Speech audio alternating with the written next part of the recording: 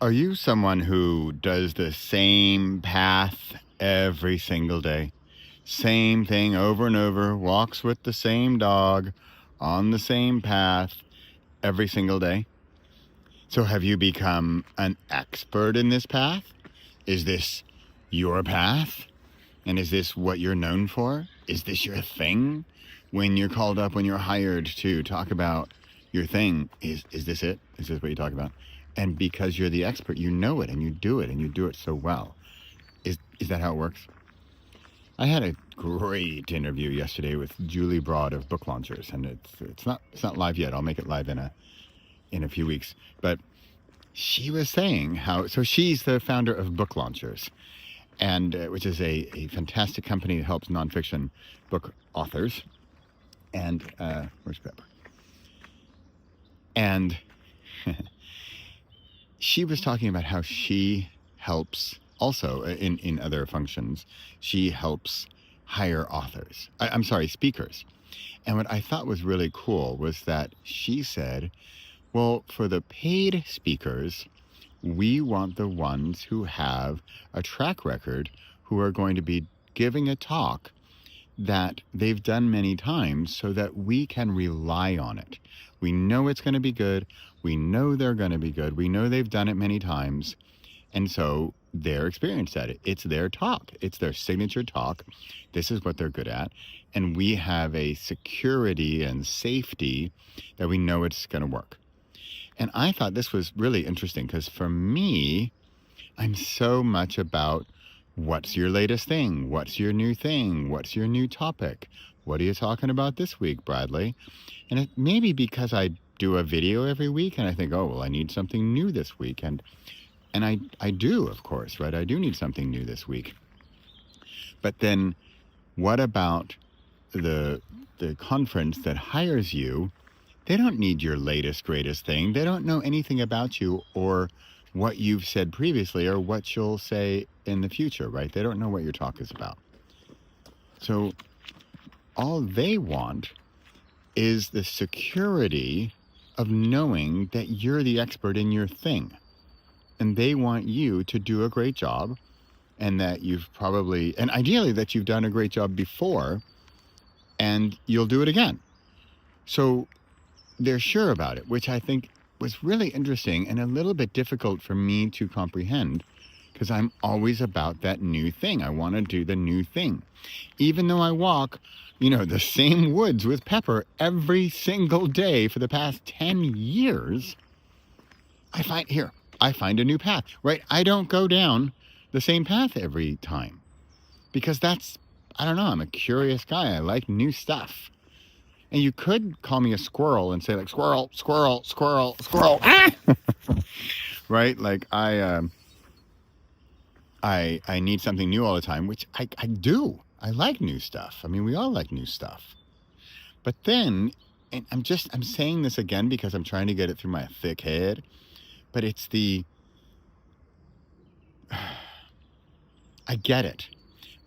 And it was really neat to hear it from Julie's perspective, to hear what a conference organizer is really looking for. And the fact that they want that same old from you because, and this is a newsflash, because it's not going to be same old for that audience. So if you think about it, think about a Broadway theater show or even a movie, right? The movie theater, it's not, the 5 o'clock show and the 7 o'clock show, it's not the same audience, right? A new crowd comes in at 7 o'clock and it's the same movie. Again, a movie's sort of maybe a silly example, but on the other hand, it's not. It's not a new movie every single time, right? It's the same movie again and again. And I struggle to get this into my head because I want a new movie every day. Because I'm the creator, so I want to create a new movie every day. But maybe that's just for me. Maybe that's just what I want. I want another new movie. Whereas, I get it. If you hear me repeating, it's because I'm trying to convince myself that this is what I need to do. And I know it's what I need to do. I know deep down it's what I need to do. And yet I still struggle to think that that's the right thing to do. Right? Because, where's Pepper? Because, yeah, of all that. What do you think? What do you do?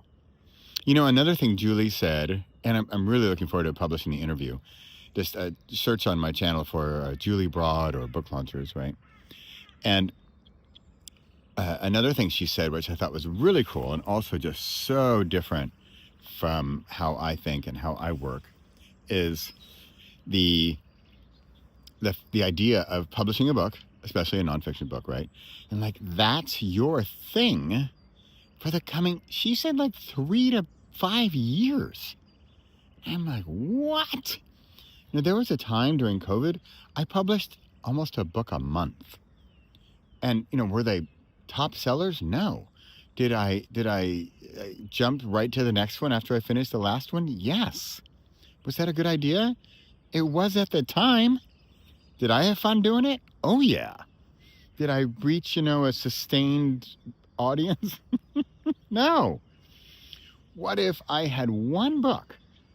It's 2026. What if I had one book and I focused only on that for the coming 3 to 5 years? I mean, first of all, it's hard for me to even understand. But what if I did that, right? And for me, right now, if you ask me, what is that book? It's A Year of You, or The Year of You. And that's my thing right now. And that's what I would focus on. So, all right, let me put the question out there. If you had a topic, let's talk in book titles, because I don't want a big paragraph. What if there's a book title, like your book title, for the coming 3 to 5 years? I even have a hard time saying it. 3 to 5 years. And that's your thing for the coming time. What would that book title be? For me, it's The Year of You. And that's what I say today. I mean, maybe next week I have another idea, which is part of like the beauty of my creativity and the folly of my creativity, because I have a new idea every day. And maybe now I see why, okay, that's why I don't have a keynote speech, because I have a new keynote speech every week. And they don't want that. They want the thing you've done 47 times and you're the expert at. And that's what they want. And I think having heard it so clearly from Julie Broad yesterday, just really hit it home for me, or brought it home, or thumped it into my thick head as to why this works and why it's important and why I frankly need to do it. So there you have it. And what's it going to be for me? If you know my Repossible brand, if you know my channel, my podcast, my books, what book do you think I should focus on for the coming 3 to 5 years? Or book, or idea, or topic, or give me a book title. Give me a book title you'd like to hear from me.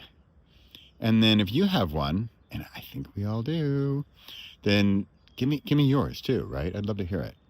So I'd love to hear your book title if you had to choose something for you that you're going to work on for the coming 3 to 5 years. And you're going to maybe that's what your keynote speech is about. That's your course and your program and your everything. And it's 2026. So, wow, think about this. This is like difficult for me, but till 2030, this is your thing. And this is, if you're going to get a keynote speech call, this is what you're going to say. What's your topic? The Year of You. Oh, what's that about? Blah, blah, blah, blah, blah, blah, blah, right? Becoming the next version of yourself, right? Who will you be next, right? I can say it because I've been doing it for years. I just haven't branded myself as that guy. So there you have it. Okay. I'd love to hear back from you on what your thing is for the coming 3 to 5 years. Mine is A Year of You because I've said it 14 times now. So clearly that's the thing I'm going to do. All right, I'm signing out from Pepper to Schnaps here, who's enjoying our little walk. A little overcast today, but can you hear the birds if I stop talking?